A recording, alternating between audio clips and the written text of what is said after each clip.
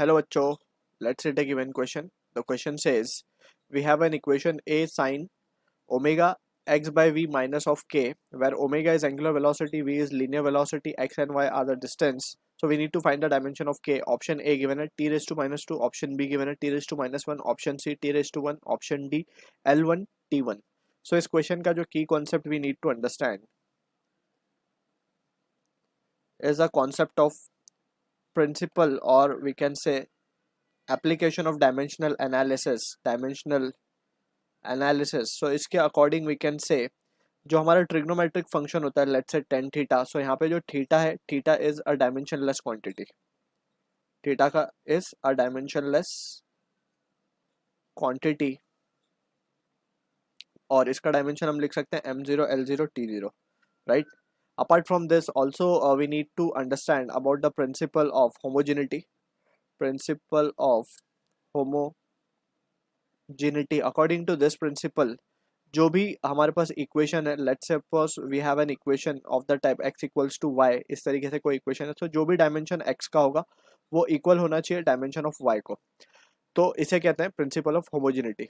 तो अगर same terms हैं तो डायमेंशन दोनों के on the either side of the equation will be the same. या इसको सिंपल लैंग्वेज में हम इस तरीके से भी समझ सकते हैं कि same quantities can be added और सब्ट्रैक्टेड. तो अब हम इस क्वेश्चन को समझते हैं.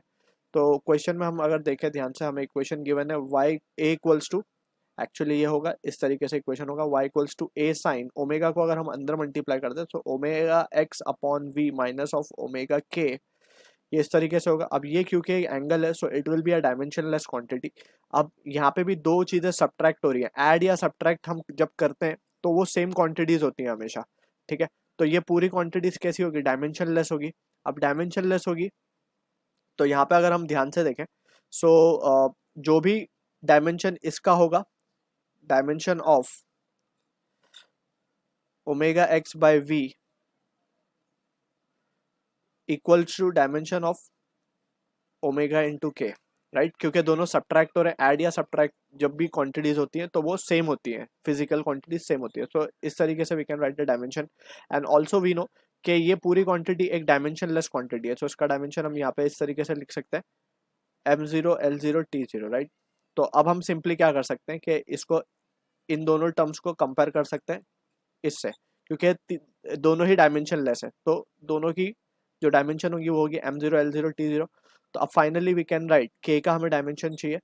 सो k का dimension will be what, k का डायमेंशन विल बी, ओमेगा का डायमेंशन होता है ओमेगा इज एंगुलर वेलोसिटी, इसका डायमेंशन होता है m0 l0 t माइनस 1. पर सेकेंड में हम मेजर करते हैं रेडियन पर सेकेंड बेसिकली. सो पर सेकेंड में जो dimension we can write it as to be m0 l0 t minus 1. और यहाँ पे हम देख सकते हैं कि इसको हम इक्वेट कर देंगे m0 l0 t0 से.